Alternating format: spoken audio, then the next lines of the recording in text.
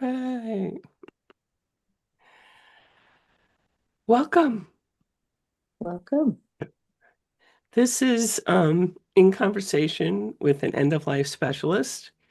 And first, I want to acknowledge that December is a time of transitions with Mm. faith-based and cultural holidays, and then the end of the calendar year.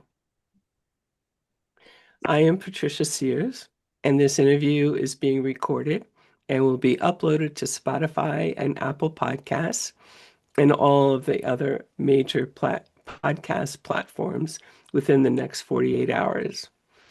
This is the podcast where we talk about navigating life's important changes with grace, dignity, and support.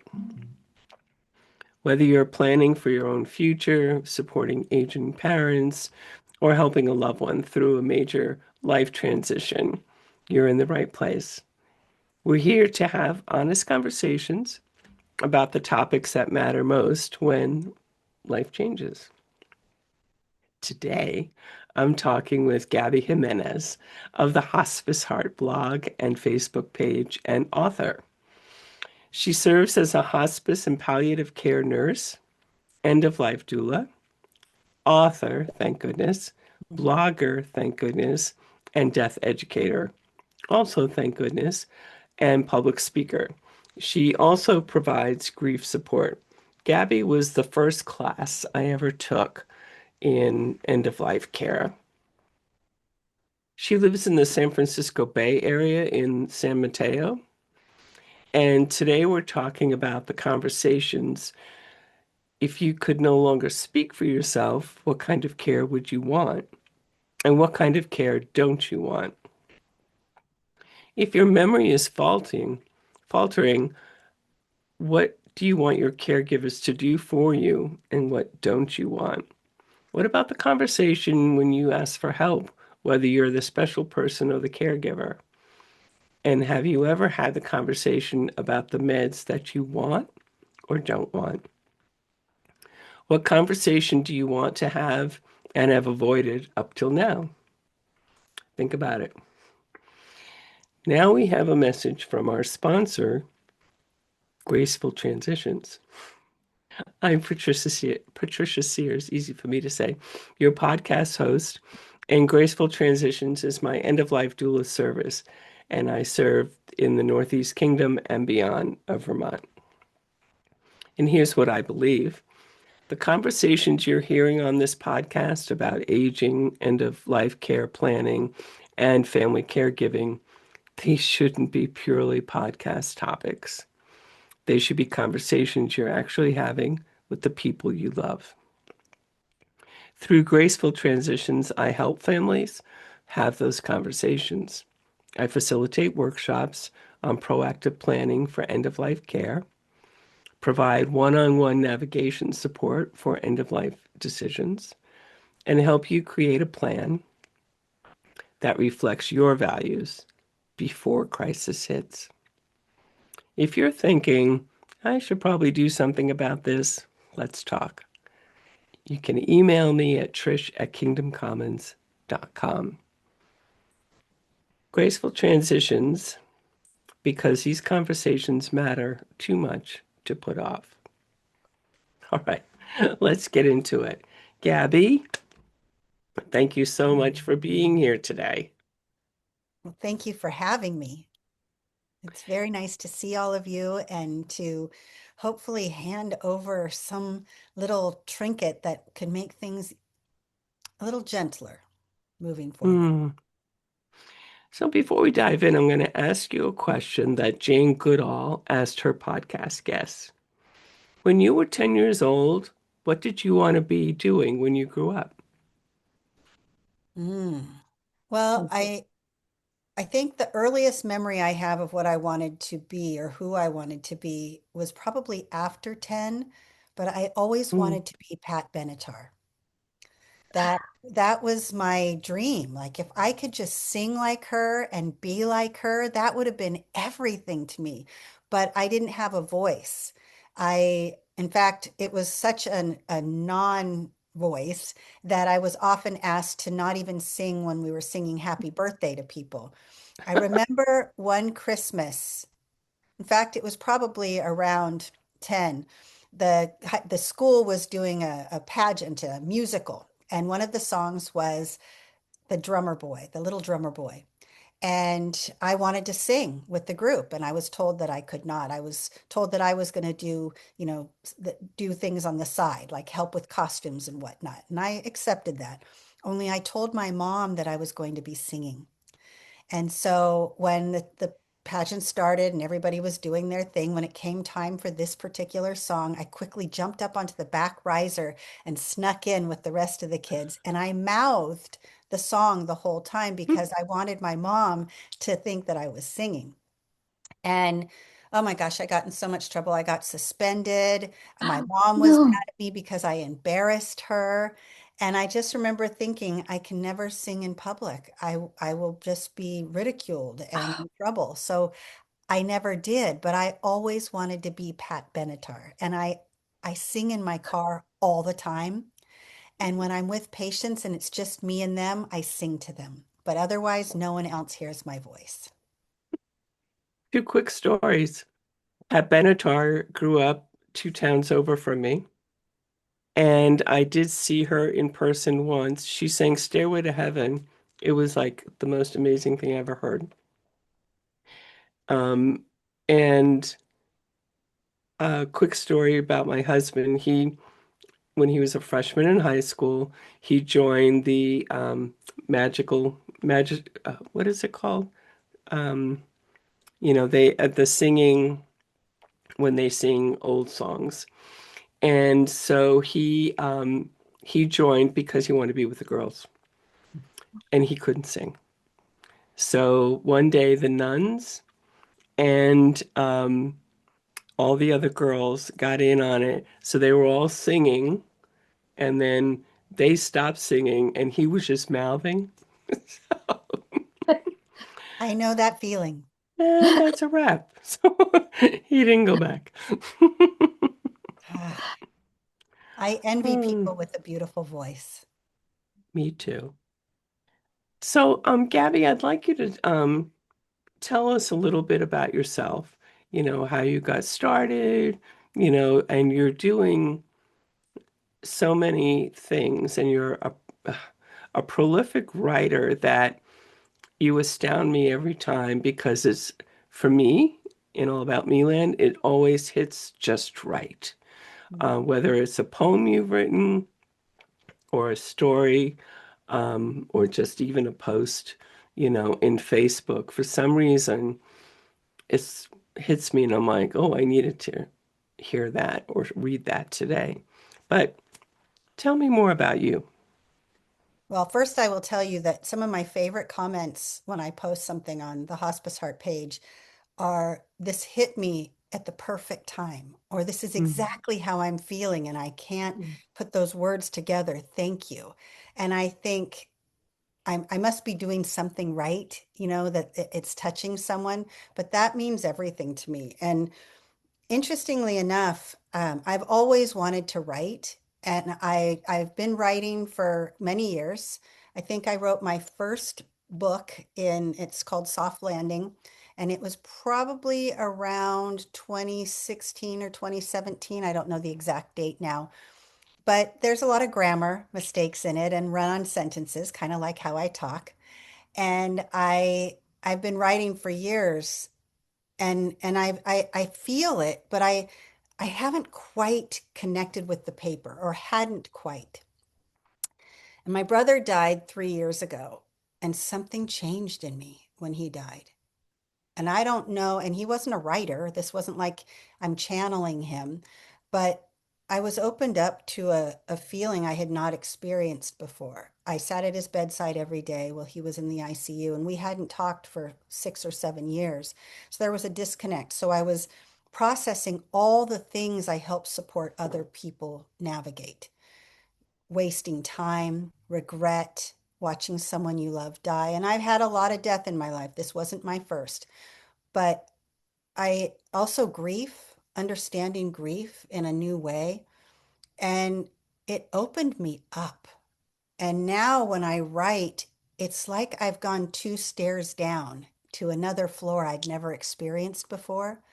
And words come out of me and it flows in this way that I feel like I'm writing how I feel.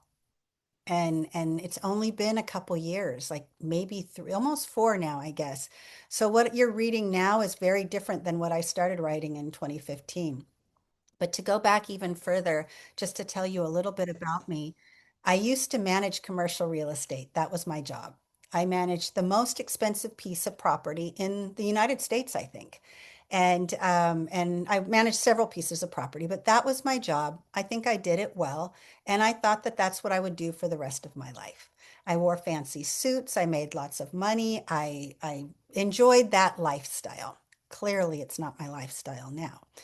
But during that time, 9/11 hit and we didn't have a safety plan in place. And so I created a safety plan for one of our properties. And in doing so, it kind of spurred on the local other properties and they asked if I could help them. And OSHA came in and said, "Hey, can you help us do this? This is a great safety plan. It would be great for all the buildings." So I transitioned and started working for OSHA. From there, I ended up working as a safety person for construction companies, big steel and iron tilt-up buildings, the big giant ones where there's a lot of death because in the old days, they used to just climb up the beams and no hats, no tie off. And anyway, I started doing these safety with all these iron companies. And when I'd finish one company and I'd get their numbers up, I would go to the next. This was my life. And then so I transitioned from heels and fancy suits to jeans and steel toe boots, but still making pretty good money.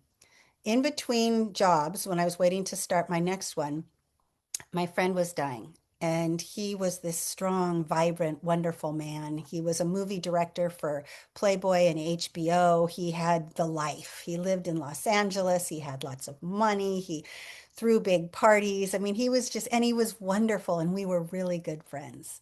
And he got sick. He had prostate cancer. And he actually moved from Los Angeles to Las Vegas because the air quality was better and breathing was easier for him. His wife asked if I could come and help take care of him because she needed to work. So I did. So for a few weeks, I slept in the twin bed next to his twin bed. I helped get him up every morning and go to bed every night. I helped with bathing. I helped with eating. And I watched this strong, vibrant man decline and become completely dependent on someone else to help take care of him. And it was really hard to watch. But as I was doing it and as I watched the hospice team come in and out, I thought, I think this is what I'm supposed to be doing. So after he died, I went to the adult school near my home and I took classes to be a CNA and an HHA, a home health aide and a caregiver. And I started doing that work because I wanted to know what that looked like. I had no experience in that. And so I completely changed from fancy clothes and lots of money to lots of money and steel toe boots to very little money and scrubs. And it was the happiest I'd ever been. It was the most real me I'd ever experienced. I was completely myself, and I was so comfortable doing this work.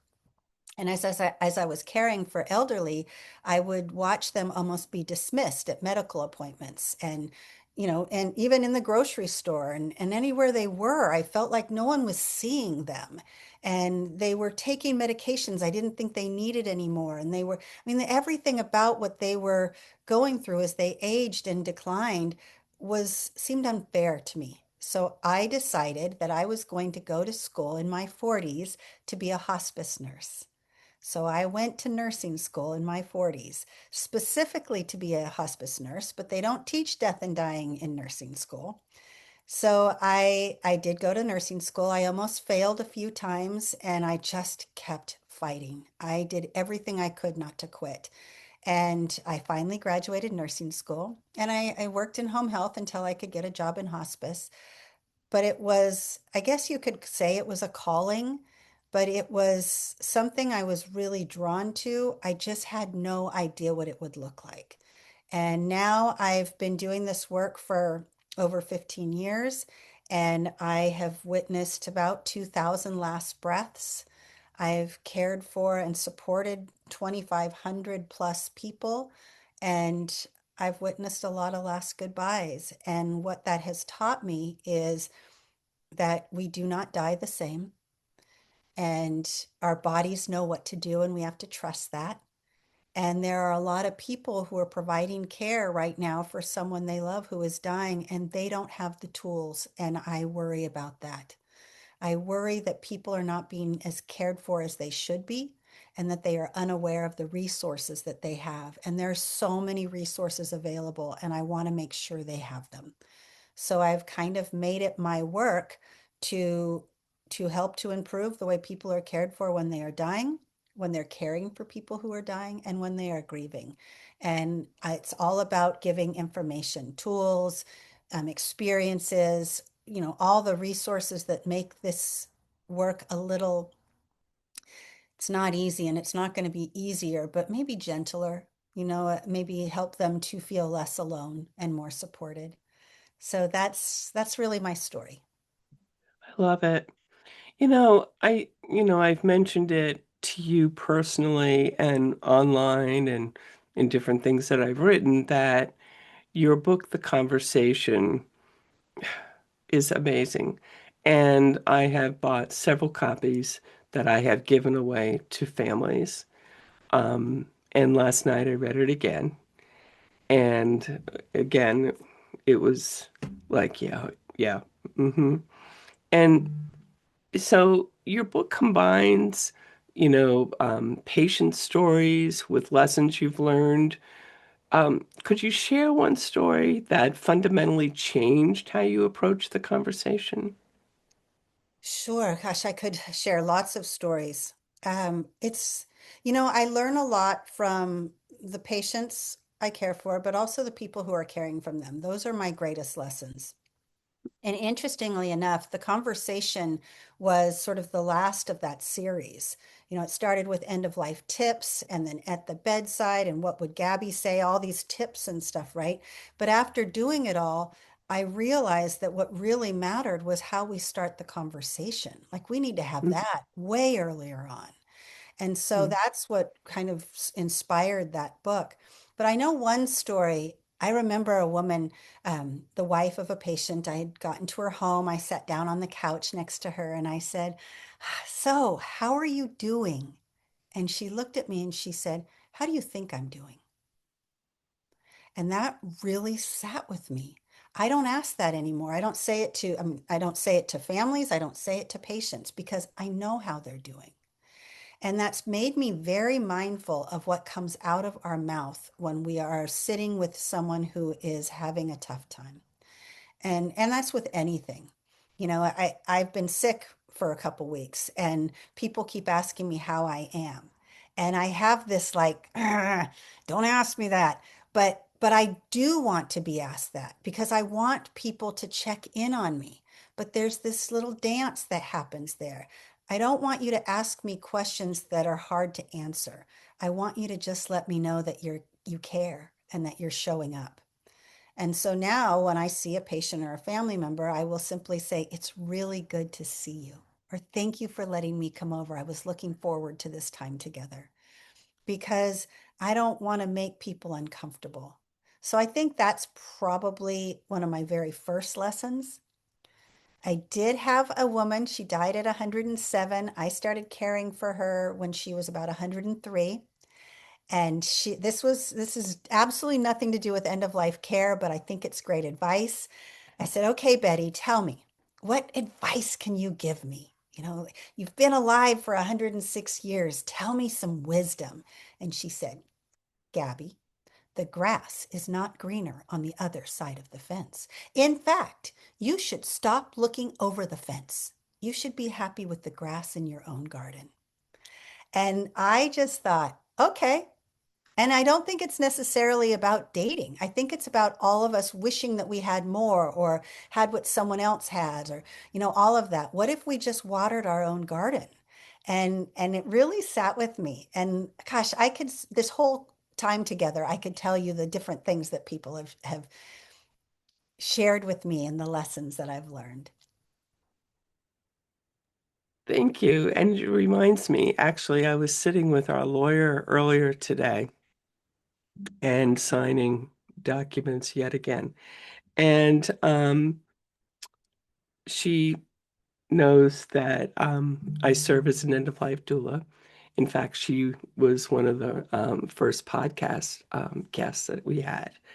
And today she said, "Oh, I'm so glad to see you. I wanted to tell you about, where I find the value in five wishes." And my husband had his five wishes with him to be notarized by her. And she said, she's a probate judge. And she said, so she had read the advance directive, so it was a family member who was like, uh, we just want to no more, care, just stop intubating and etc. And she said, okay, well, let me see, what his advance directives say.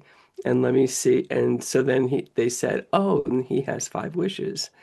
And so she looked at that and she feels that it's just so much more friendly and that it opens up to, you can say more than just an advance directive. In this particular case, he had not, the person um, had not had conversation with, the family member, the caregiver, and about, what was important to him or not. And one thing that struck the lawyer in his five wishes was he said he was afraid to die.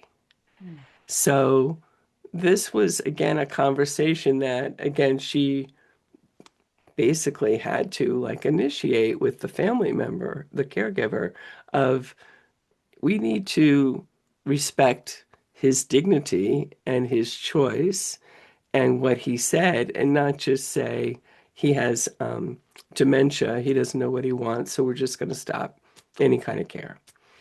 But it reminded me, of our conversation today is having those conversations.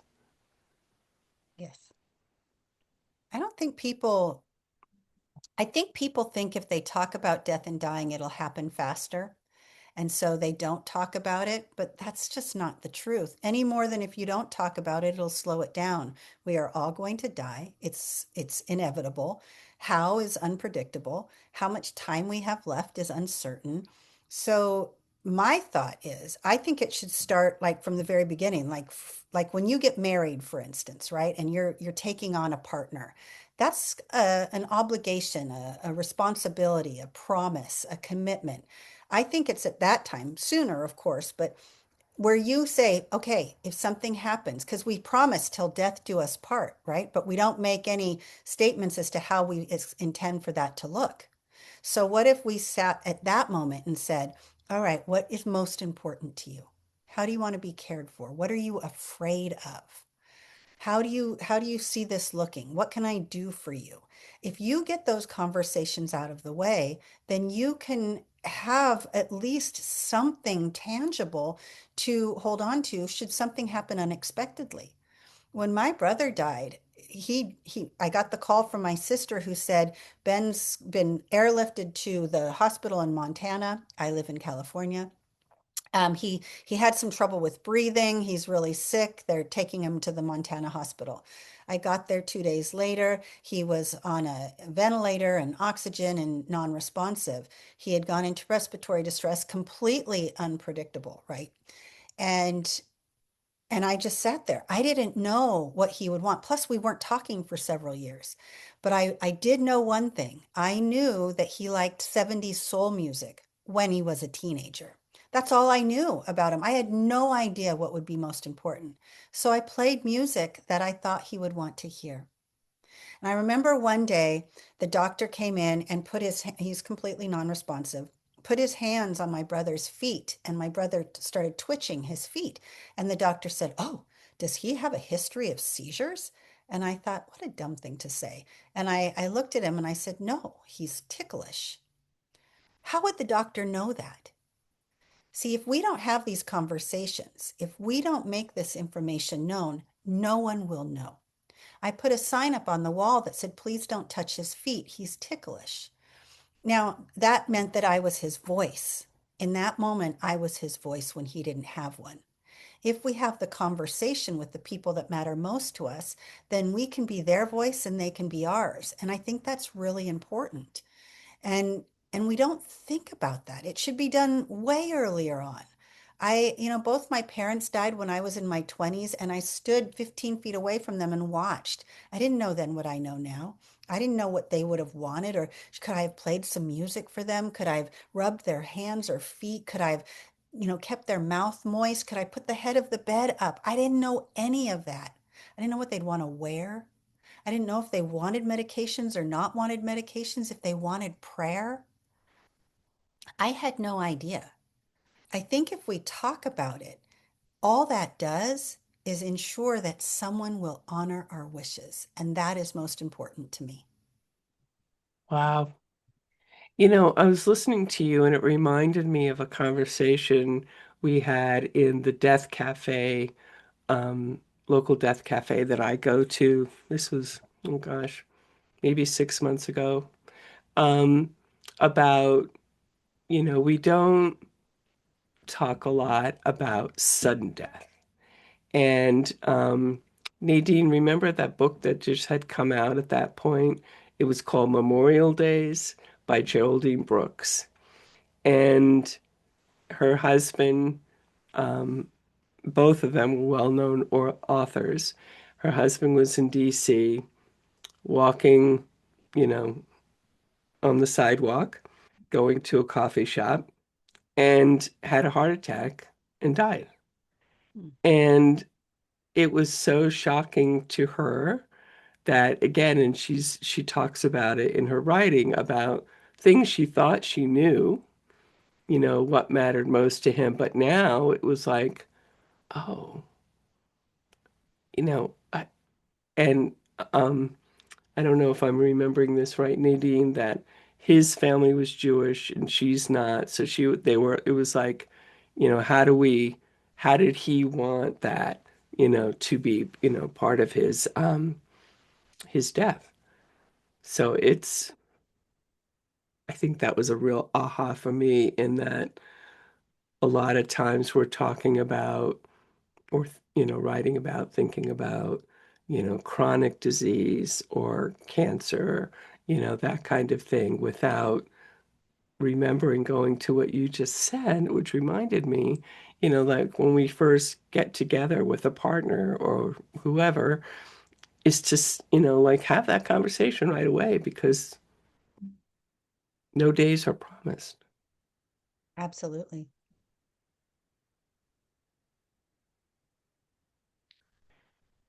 So we're at 4:34. I could go on forever, but Gabby and I were talking on Friday about how much we learn from questions.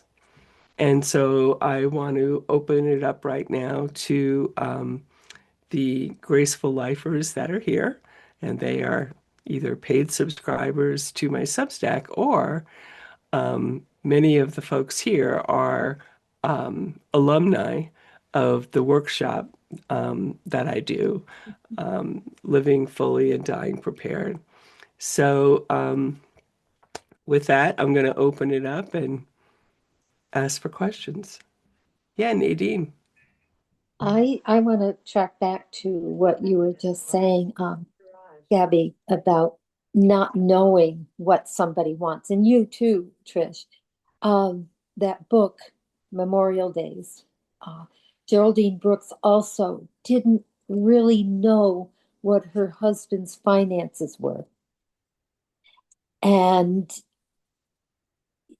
that's an obstacle that is so huge when somebody close to you dies and a partner dies or a husband dies or a wife.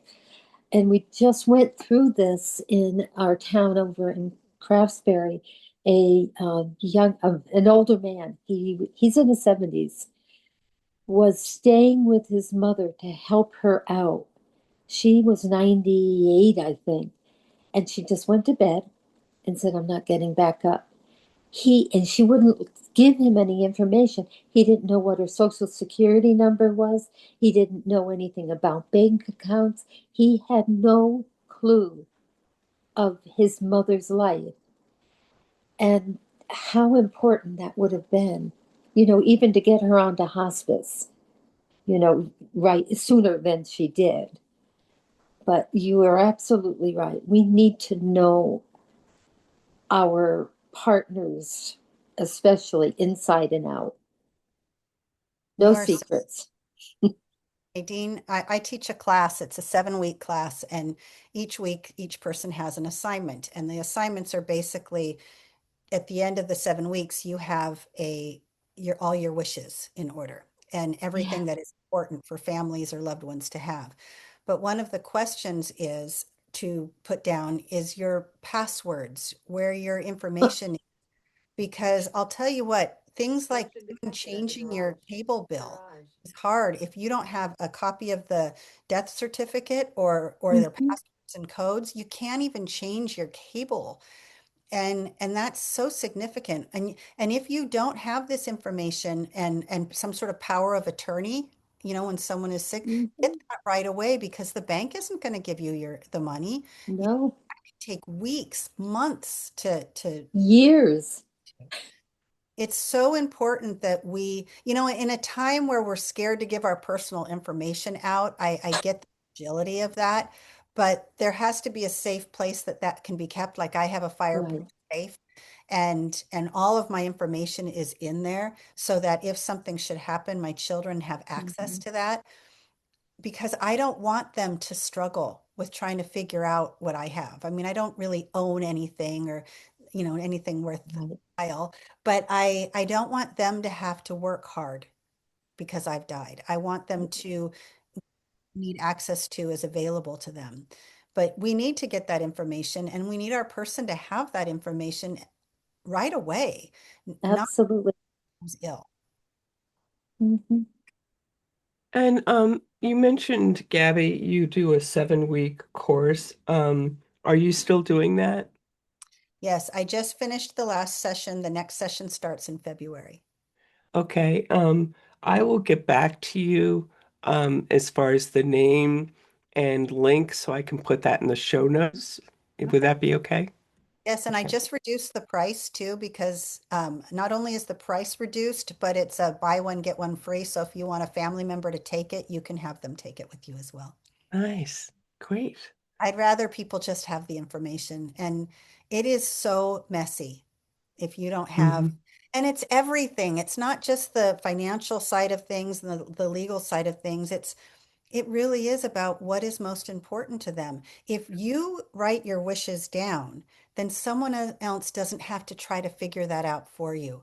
And that's a hard decision to make. Do they want medication? Do they want life support? Do they want all measures, or do they want comfort care? Do they have an advance directive, or have they written me a note and a letter? I mean, what do I know about this person, and how can I honor them in the best way they deserve? And how can someone I love honor me? I think it starts with the conversation, and it goes back to the book that I wrote. It's got a couple different things in there. There's tips and tools on how to have conversations, right? And then there's my advice and suggestions based on my experience. And then I also spoke to patients who were in that bed, things that they wish they would have told someone they love, ways that they wish they could have been cared for but weren't, and things that we could do differently as clinicians, as family members. And so it's really an eye opener. I mean, as I was writing Hmm. it, all I could think is, I need to do this too. That's when I put all of my things in place, was because I realized I'm not walking the walk. You know, I, Hmm. I need to do it too. And so I did. And there is a certain sense of relief you have when you have put your wishes in writing, even down to what people don't think of this. I think of the five senses, right? We think of our hearing. You've heard this before. The hearing is the last to go, or it's heightened at the end of life. Well, I know this to be true. I've said it a million times to family members. But when my brother was dying, I spent every day at his bedside when he was non-responsive. And I said to him every day, I'm so sorry. Our disconnect was his doing, but I stopped fighting. I stopped trying. We wasted time. So I kept saying I was sorry every chance I could. Well, the day before he died, they took off the ventilator and the oxygen. He woke up. And I said, Ben, I was here every day. And he said, I'm sorry too. So now I know that what I've said to families is true. That's an important piece to this puzzle. How we support someone who is at the end of their life, especially if they're non-responsive, is reminding us that they can hear, right? So if that's the case, what do they want to hear? Do they want to hear us bickering at their bedside? No, no one ever says, please bicker at my bedside. Do they want to hear about how you spent your weekend as you're talking to someone else in the room? No. Do they want to hear Jeopardy at 3 o'clock because they've been watching it every year for the last 40 years? Maybe. Do they want music? Do they want prayer? Do they want anything that you could bring to that bedside, or do they want quiet? Mm. Imagine how many more peaceful bedsides there would be if we knew they wanted quiet. We think they want music. We think they want us to pray to them or read to them or project something that works for us onto them. But what if we knew? Think about your sense of smell. That too is heightened. You walk into the room, you've just got your hair done, you've got all this smelly stuff in your hair. It's going to give them a headache. What if we were more mindful of certain scents? I don't like stargazer lilies. They're strong, they give me a headache. So anytime I get a bouquet of flowers, which is not often enough, they always have one of those. I always take it out. In my end of life wishes, it says the only flowers I want at my bedside are freesia, peonies, and I can't remember, sweet peas, because the Mm. scent is not too strong. But I don't want roses. I think roses are beautiful, but the scent is too strong for me. I don't want candles or oil diffusers at my bedside.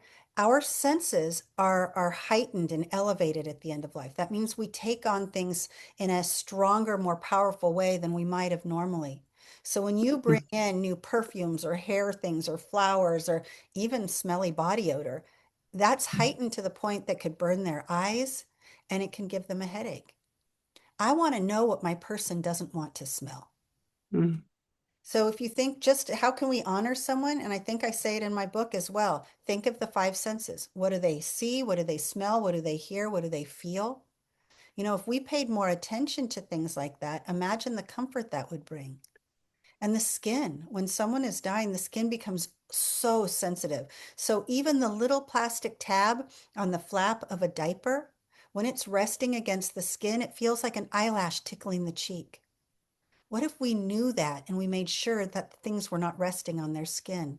Or the nasal cannula, if they have oxygen and it's pressing into the cheek. What if we knew to move it up and down periodically so not only did it not indent, but it also didn't cause redness and warmth? I think we have to think about what our person would want, not what we think they would need, because it's not about us. And so the conversation is imperative for us and for them. Wow. And before I forget, for those listening to the podcast, I want you to know that I will be putting a link to all of Gabby's books, in particular, The Conversation, my favorite book, in the show notes so that you can go directly there and get a copy for yourself. Elizabeth, did I see your hand up? Thanks, Trish. I just wondered, Gabby, if you have any experience supporting young adults in having that conversation with an older family member. Mm. Yes, actually, I think I do that most of all. I speak to, the age group of say 18 to 30, when they're having to say goodbye to their parents. There's this emotional side of that, this connection. I'm saying goodbye to my parent. And they a lot of denial. Well, let's feed him some more. Maybe if we feed him, he'll be stronger. If we get him out of bed, he'll be stronger. And well, let's just do one more trial. This is when the conversation being so important. But your mother said she didn't want to do that. This is what your mother said she really needed. And then I try to guide them into how to honor those wishes. But often we think if we could just love them a little bit more, they'll live a little bit longer. And we forget the importance of what matters most to them. It's interesting, though. I would say the younger people, children included, are more inclined to do it their loved ones' ways versus people who have had them all their life. So if you've got somebody who's in their 60s and their parents are 80 or 90, they want more time. And so they're going to have often a little more denial. My parents died when I was in my 20s. I don't know what that's like to have them my whole life.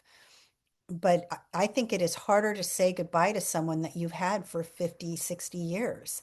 And so mostly that's what I experience is this denial. And I don't like that word because the denial is really wrapped around love. We just want more time. Everyone wants more time. And it's hard to say goodbye. And so yes, I have these conversations often. I like having them because I like to give them a bigger picture, but also give them the confidence in knowing that the care they provide is meaningful and supportive and will make a significant difference in the landing that they have. So if I can try to turn things around and help them feel confident in the care they provide and listening to the fact like of what I said earlier about the hearing, knowing that it's not so much what they say to you, it's what you say to them. If they are no longer talking, keep talking to them. They hear you. You know, that presence is a gift. That silence is as well. You don't have to have all the answers. We're not in the fixing business. We're in the presence business. So with the people that I speak with, the family members of all ages, I I modify what I say based on their maturity, emotional maturity. And I give them the tools to be able to show up for someone they love and give them permission to honor the wishes, even if it doesn't align with something they would do. Because we have our own interests, right? I mean, medical aid in dying is a really good example of that. Some people want to do that and their families don't support it. V said, voluntarily stopping eating and drinking. The patient might want to do that. The families don't support it. Maybe they don't want to do any more chemo or any more radiation. Maybe they do want morphine when they're in pain. We have to give ourselves permission to honor their wishes and to align our care to what they want and not make it about us. And that is where the disconnect is. That's what's hardest. But I don't want to do that. Or what if she doesn't wake up? Well, she's dying. Mm. You know, really savor this moment in a gentle way. Elizabeth, were you thinking of a specific context about, working with young people? Well, that was very helpful. What my slant was more about um, how do you how do you engage younger people in talking about if you're the older person, your plans. Mm.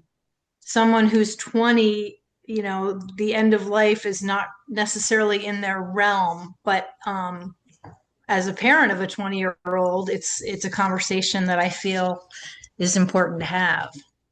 Mm. That's so good. I'm glad you clarified that. Well, I have it with my kids all the time. They know where my bag is, and every time they go, "Okay, mom," and I said, "No, I really want you to know, right?" They don't want to talk about it.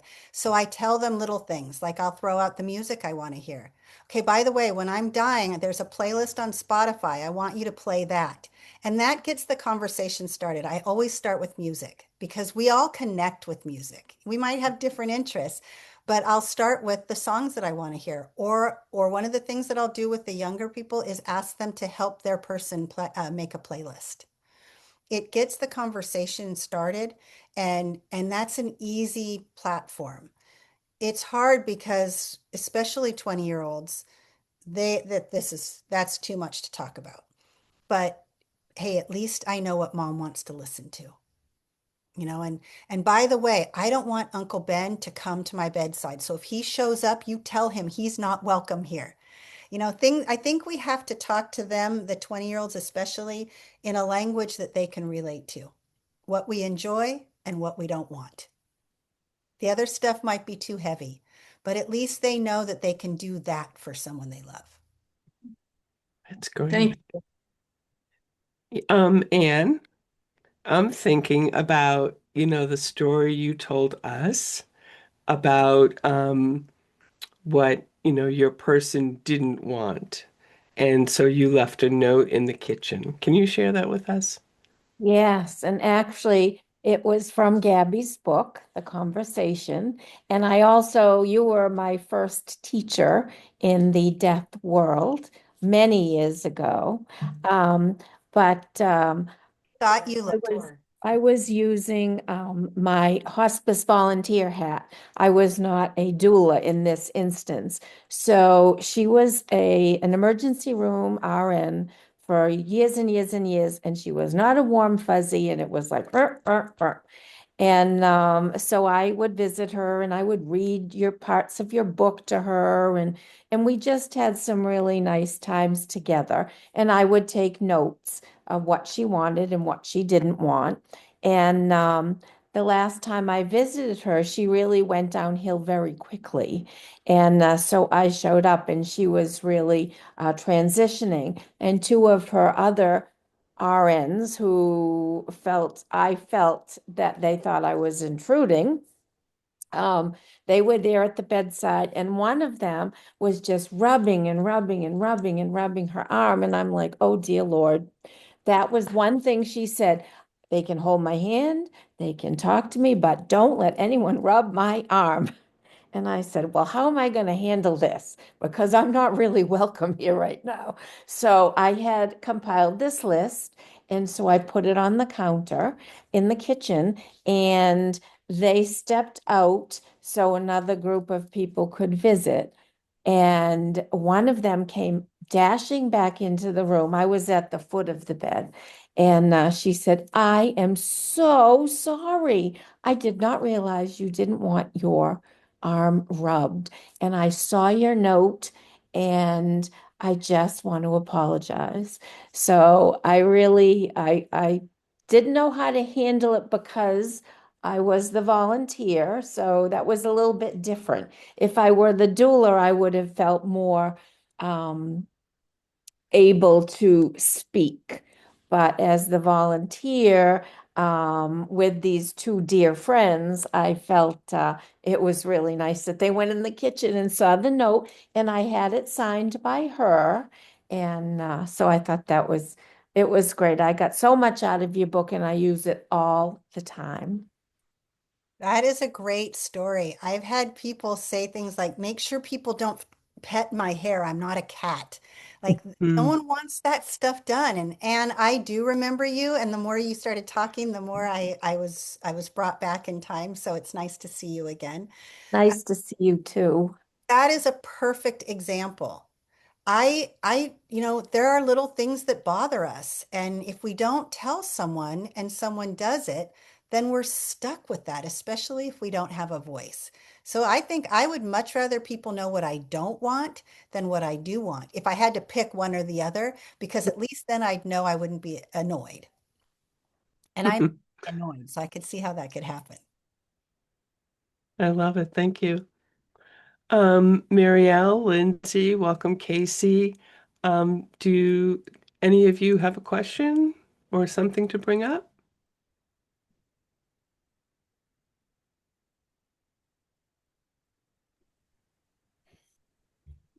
This is rather strange, but in thinking about hearing heightened at the time of somebody dying, if they have been hard of hearing during their latter part of life, does it get heightened?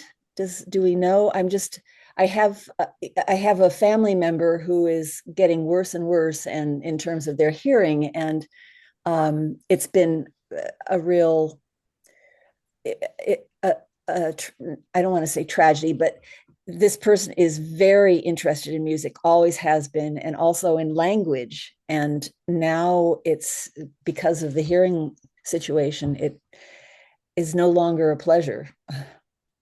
I get asked this all the time. So, like, people say, so I don't need to put her hearing aids back in?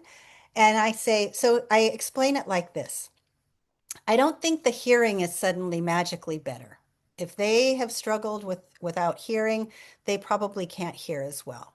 But what happens when we are dying, we have this amazing sense of awareness. We know who's in the room. We know what energy they're bringing in. We feel it. We feel everything. So, do they hear everything? Probably not. Would they hear the music? Maybe they'd feel the music Mhm. and they feel your presence. They whispering is like the worst thing you could do at a bedside. It's the one thing that irritates every single patient. They don't want to hear you whispering. I think people know when they're being talked about. So I don't think the hearing is magically better. I think we have to say it differently. I think that their awareness is heightened, so they are able to pick up on what's happening and they feel all of it. Mhm. So that's why they know you're there. You know, they might hear or feel the music. They might feel your energy. I because of what my brother said, I'm sorry too. I get to take that with me. I will have that for the rest of my life. So, what I want families to know is whatever you bring to this bedside, they will take. It might just be your presence.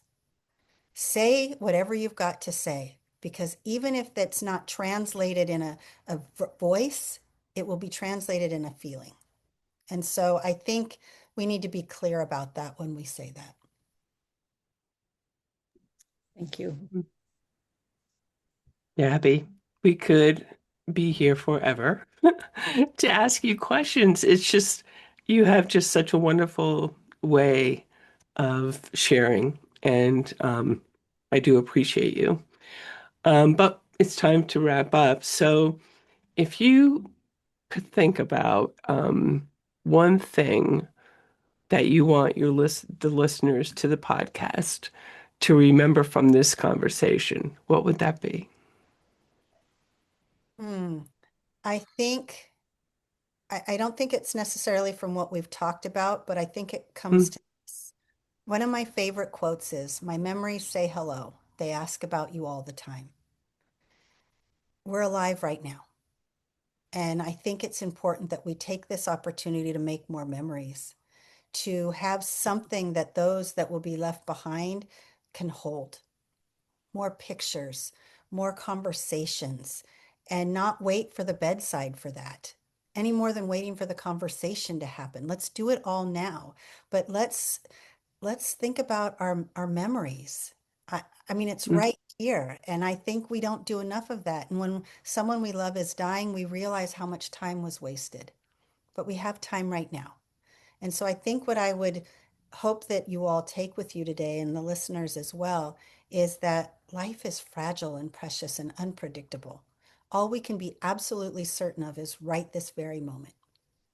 This is that opportunity to have conversations, to make more memories, to sort of savor life with childlike enthusiasm, so that when that time comes, there's less things left unsaid or done.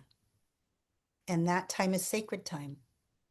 And when that last breath is taken, your memories will say hello and they'll visit you all the time. And I think that's the gift that keeps on giving. And we don't practice enough of that in our lifetime. mm. Gabby, can I ask that quote that you just said, is that yours? No, and I couldn't Oh, find the author. It's my memory. okay. I Hello. would love to share it so I can do it anonymously.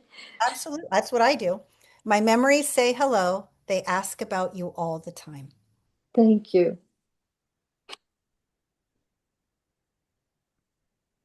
It's Mm. my favorite quote. I've been saying it for years. And I would give the name if I knew who it was.